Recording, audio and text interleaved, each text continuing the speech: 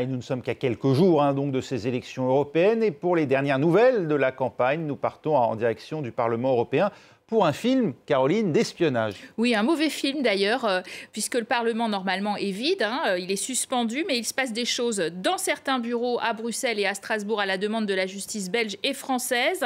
Après l'ouverture en avril d'une enquête sur un réseau d'influence et de corruption financé par Moscou au Parlement européen, des perquisitions en lieu. Alors, qui a été approché, payé pour promouvoir la propagande russe via le site web pro-Kremlin Voice of Europe, un site placé sous sanction de l'Union européenne et interdit de diffusion? Le collaborateur visé est un Français, Guillaume Pradoura, Marseillais, qui a commencé sa carrière dans les rangs des assistants parlementaires du Rassemblement national. Il est aujourd'hui mis en cause dans le cadre de ses fonctions d'assistant parlementaire ancien de l'eurodéputé allemand Maximilian Krah.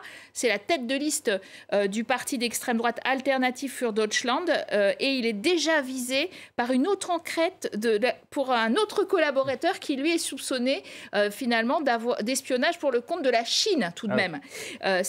Vous vous en souvenez aussi, cet eurodéputé qui par ses propos révisionnistes a été exclu du groupe Identité et démocratie où siégeait le Rassemblement national au Parlement européen. Donc l'assistant parlementaire soupçonné travaille désormais pour un autre eurodéputé néerlandais d'un parti tout aussi eurosceptique et tout aussi pro-russe, mais qui nie aucun lien avec l'affaire. Tous ces élus européens que je viens de citer, ainsi qu'un certain Thierry Mariani pour Rassemblement national, ont accordé en tout cas des interviews à Voice of Europe. Donc cette affaire du Russiagate met en lumière des liens ambigus entre la droite extrême européenne vis-à-vis de la Russie, qui a beaucoup financé et aidé avec ses trolls la progression de tous ceux qui finalement rompent le consensus de soutien européen à l'Ukraine. Quand l'amour de la nation passe par Moscou ou Pékin plutôt que par Bruxelles. Une campagne très centrée en tout cas pour la première fois sur les affaires étrangères avec des clivages autour de Gaza. Oui, ce sont d'ailleurs des clivages des pays européens eux-mêmes.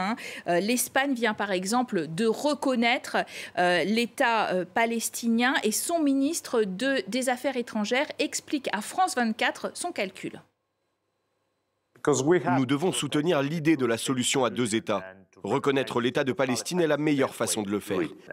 Bien évidemment, cela implique un important soutien financier et l'Espagne est prête à prendre sa part.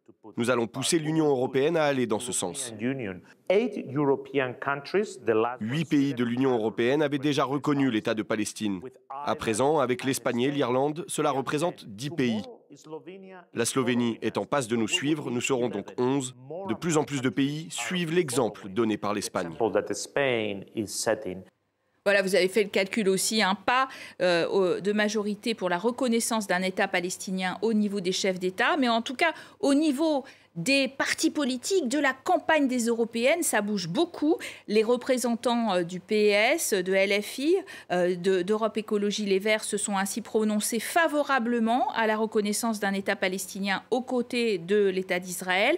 Et à contrario, Renaissance, le Rassemblement national, Reconquête, les Républicains sont contre.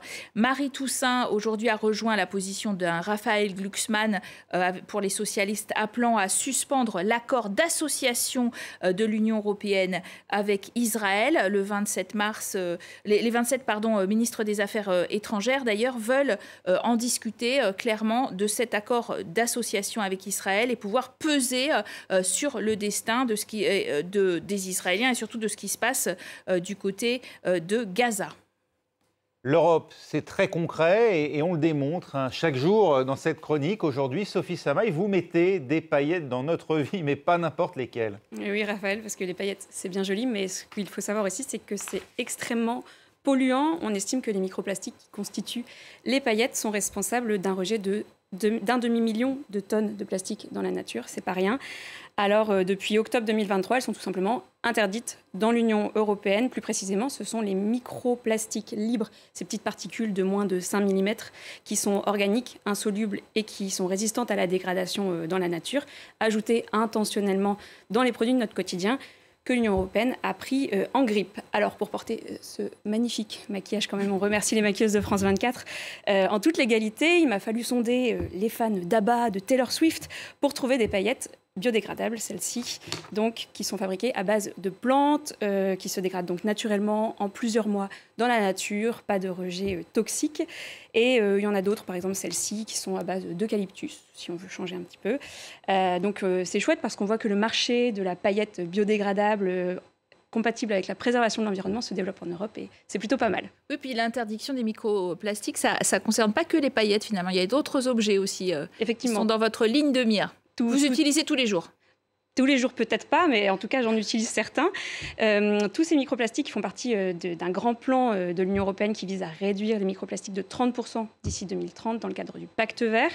Et donc, il y a plusieurs choses qui vont disparaître au fur et à mesure. Donc, d'ici 4 ans, on n'en verra plus dans nos produits d'entretien. Dans 7 ans, ce sont les petits bouts de plastique qu'on voit dans les terrains de sport, vous savez, les pelouses synthétiques du football qui sont amenés à disparaître. Et dans 11 ans, tous les cosmétiques, rouge à lèvres, vernis, ombre à paupières, devront être débarrassés de ces microplastiques parce qu'on le rappelle, c'est certes mauvais pour l'environnement, mais c'est aussi très mauvais pour la santé. On estime, selon une récente étude, qu'une personne ingère, boit et respire entre 74 000 et 121 000 microparticules de plastique.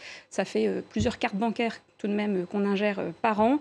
Donc on peut qu'applaudir la fin du microplastique à tout va et la porte ouverte à des nouvelles alternatives un peu plus vertes. Nous prenons, merci Sophie Savah, et nous prenons à présent la direction de l'Italie, puisque nous étions au chapitre de la droite la plus extrême il y a un instant. Eh bien, elle est au pouvoir en Italie et espère bien parachever sa dédiabolisation à l'occasion de ces élections européennes. Caroline. Oui, ça ne vous a pas échappé. L'Italie a un gouvernement à droite toute, une coalition de la Ligue, de la droite traditionnelle et de Fratelli d'Italia, de la première ministre Giorgia Meloni. Et d'ailleurs, ça n'est pas totalement anodin, mais ça n'est pas rare non plus en Italie. Elle est elle-même candidate tête de liste de son parti et veut faire de ce scrutin un référendum pour ou contre elle. Alors, Marine Le Pen, au Rassemblement national, a proposé une alliance à Giorgia Meloni, d'ailleurs appuyée par Viktor Orban, afin de former le deuxième plus gros groupe au Parlement européen dans l'avenir.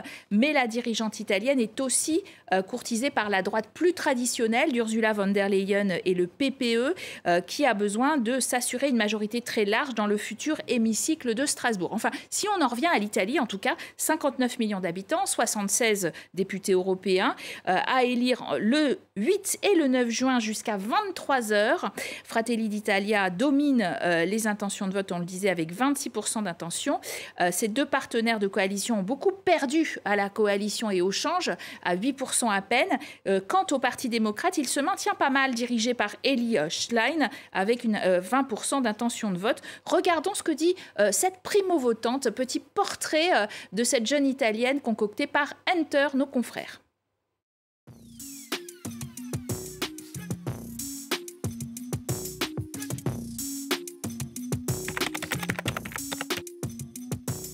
Sì, voterò. Sono favorevole all'Europa perché penso che oggi più che mai bisogna cercare di rimanere uniti rispetto a delle sfide globali che viviamo e che vivremo sempre di più, come quella dell'ambiente e delle migrazioni. Dall'Europa in realtà penso che oggi ci aspettiamo tutti tanto, soprattutto che abbia quella forza politica, sociale di respingere una certa forza nazionalista che da qualche anno a questa parte sta contagiando il nostro territorio. Vorrei chiedere all'Europa anche qui uno sforzo di creare dei programmi di welfare universale e quindi che possano appunto cucire il più possibile sud e nord e cercare appunto di stare davvero dentro un'unione e anche di velocizzare la transizione ecologica e di appunto che i tempi di questa transizione ecologica siano intensi e veloci e finanziati e importanti tanto quanto la transizione digitale, che sono appunto le sfide del nostro futuro.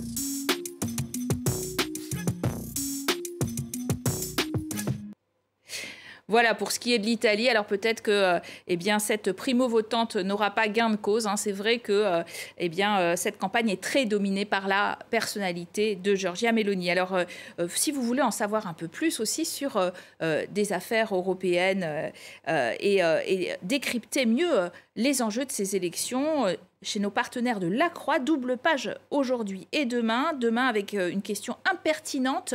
Le pacte vert a-t-il tué l'industrie européenne? Je vous laisse y réfléchir, Raphaël. On a 24 heures pour plancher. Merci beaucoup. On vous retrouve demain, Caroline de Camaret et Sophie Samaï.